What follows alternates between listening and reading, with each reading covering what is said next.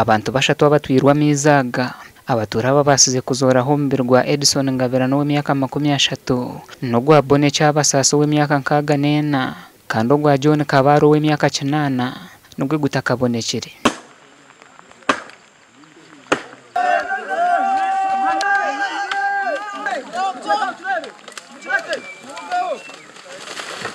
Byona emisiri na n'abantu bona abagwira umizi agwiremo abantu bashatu naturo twine nitubaronda kandi na hanyuma yo kwezo kwire tferigwemo n'abandi bantu abagwira aha rutindo nigo rumwe gwe bitoru twayekorire nk'abantu umwe muzeyi Kabaro w'imyaka 9 nati camurozira cabuzire ngene bwakira kugenda mizgisha nyamwinji amizgaba minji garengana gatwara abantu bitu bashatu nahati turi hamizi turiyo tukuronda abantu bitu babuzire titukababwine titwine cyo gukora. Ebyare bitahirirwa mizi harimo Rushegero, Kahimbi, Nyakatembe A na B, Garuka, Muyanje, Cyabahanga, Rushaya B hamwe na C. Amizi gatkumbuza twena bamwe ruhanga yatanakira nkungu konka bamwe bacyabuzire abandi twababwine konka tukababwine tubasha kugira mu tuyambe mutuyirukangirire abwe misiri yitu egenzire twine cyo gukora kinene cyo kurya buri mwe byona bitabikigwe yahwaraho mizi muno.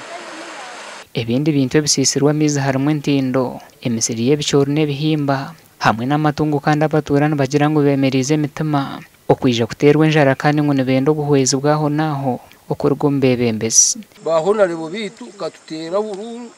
tukaruka twabatera urubururu ona mwatuyambaki tukabona urutindo nangwa ruhamire tukaguma tukambukiraho ubundi amizi ubundi kugo basa kugiye ubutwabasa kutungaho akahumureho kashi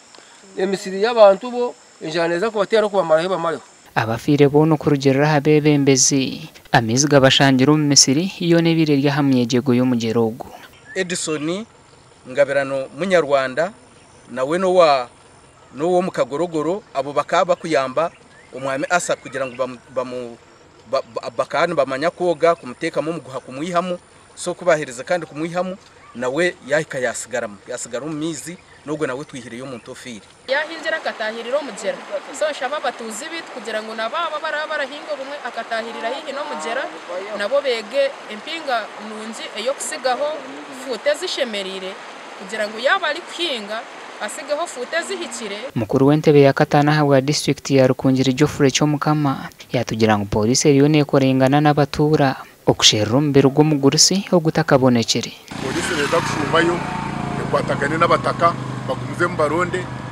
hanga ryo muhwezi witu tekateka mutujya kumubona. Omugera gwa Rushayo gutwira amagara g'abantu aba no gushuka mizi umunyanje ya Edward Gasha kwa Dan Basibye.